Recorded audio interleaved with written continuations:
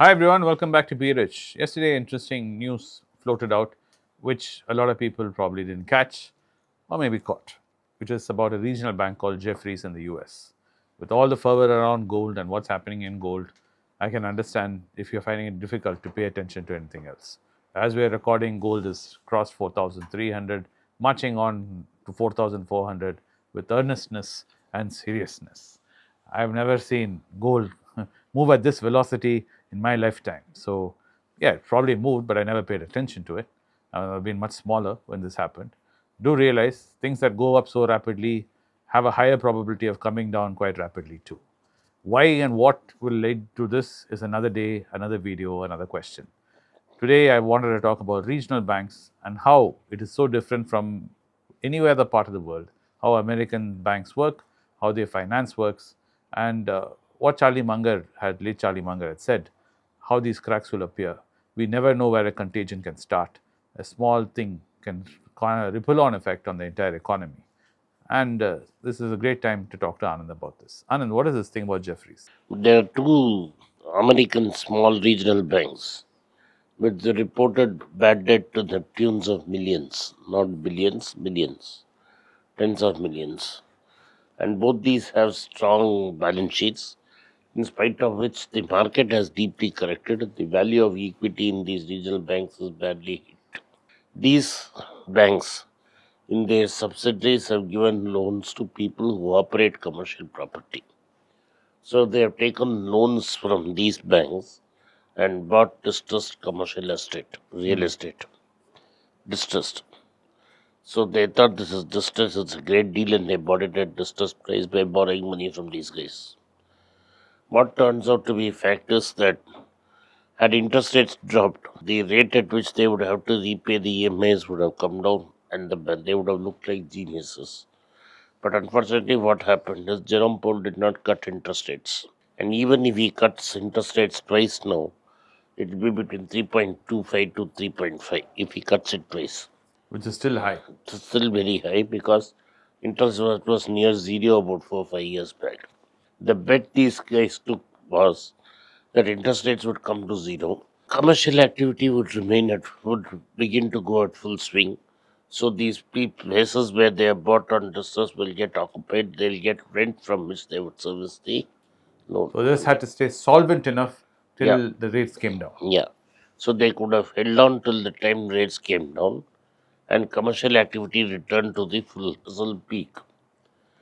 Because interest rates have never been so high in America for so long.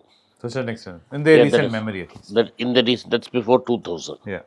So in the last 25 years, this is the longest stretch of high interest rates, and still inflation is not cracked below 2.9. Correct.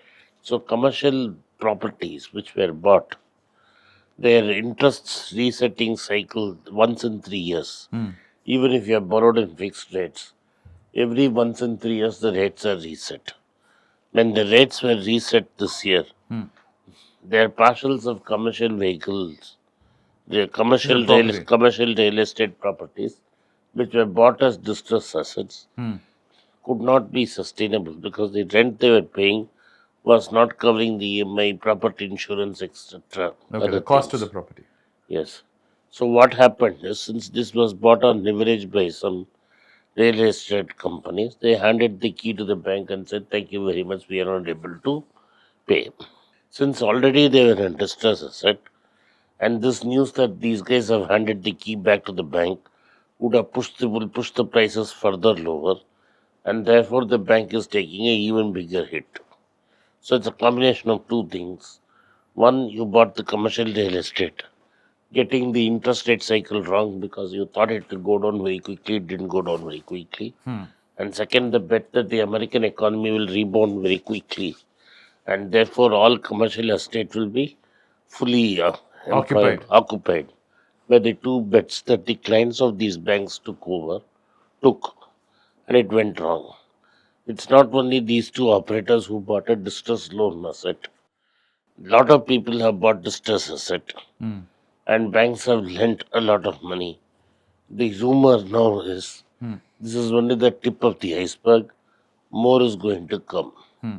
And it's not big like New York being financed by some banker. This is financed by regional banks, and the clients are also small and mom and pop stores. Stores, okay. When they start to implode, there is going to be a lot of pressure, and that's what this is. Whatever your person is indicating, this is what this is indication of. Okay, indication of. So do realize this. What Anand is talking about is in regional areas where these small, business people are operating, they got already hammered with high interest rates. So they took a refinancing at high interest rates, hoping the rates will come down and they'll be able to tide this over by keeping their liquidity in check. But lo and behold, Trump came by and he hammered tariffs, after tariffs. And these guys who take huge supplies are imported and they do these, be it a factory, be it a retail outlet, most of it have been hammered by tariffs. So this liquidity has become very painful. And like Anand said, it's just not easy as some big time guy owning 10, 20 properties going to the bank and dropping it off. He's saying small guys who have been really affected by these tariffs, by these high interest rates, people are going broke and they're handing over property keys to banks. So this is a serious difference between big corporates taking leverages and bets compared to the bread and butter of American economy. So the question lies, how far is this? Where in the scale is this damage? And if it's on the side where small business owners are getting wiped out, then we have a bigger problem. If it is a few big sharks who took these kind of bets, who over leveraged, who were in cahoots with these bank managers, and they took these loans and bets, and so then it's very isolated, nothing to worry about. But if this starts spreading to be a trend across the United States, this is what Anand is saying, and this is what late Charlie Munger was also saying, then we have a bigger problem. So now, should the Fed worry about, jobs, or should it worry about, inflation? Is what I wanted to ask Anand next. So if he was the Fed I'm chair. not the No, Fed I'm not chair. saying you were. Hypothetically, imagine, I don't have what. I don't have the kind of data sets he has. Okay. For the Fed, it's a difficult time. Yes. Inflation is still running 0.9% more than the ideal rate, Correct. and the tariff hikes are yet to play out. At the same time, unemployment is going up. He has a dual mandate. Yes. He has a mandate to keep prices low, at the same time, unemployment very low. So he is now saying there is a lot of unemployment. I'm cutting rates. He's cut it once, and he's on record that he's going to cut it twice more. So if he, and this is what the market is expecting him to do. If he follows the market and cuts, we can expect gold to go up further. Talking of gold, a lot of people, including Jamie Dimon of JP Morgan, is saying he can see gold if interest rates come down anywhere between 6,000 to even 10,000. I don't know. See, You all think that, those are fanciful? nothing is fanciful, but the moment he cuts rates twice this year, gold is definitely bound to take off. Is bound to take off. And another argument which is being proposed is also this gold taking off is mainly due to, when we're looking at it in dollar terms, that if you look at gold in other like a Swiss franc terms, it's really not No, it's gone up higher, but not gone up as bad as the dollar dollar. terms. But dollar is the world reserve currency. You have to measure it in dollars. Correct. That's It's what I really wanted you guys to understand. See, it may not have gone from 2.8 to 4,000, but it will definitely collect 2.8 to 3.5 would have definitely gone. Correct. Against all currencies, gold has started to rally. Correct. So keep that in mind as we invest and we get into the thick of it, as we are coming closer and closer to the end of October, as Halloween is upon us, then Thanksgiving, and we roll into Christmas. We have an interesting, I would say, 3 months ahead of us. Not 3 months, maybe 2.5, till we hit New Year's.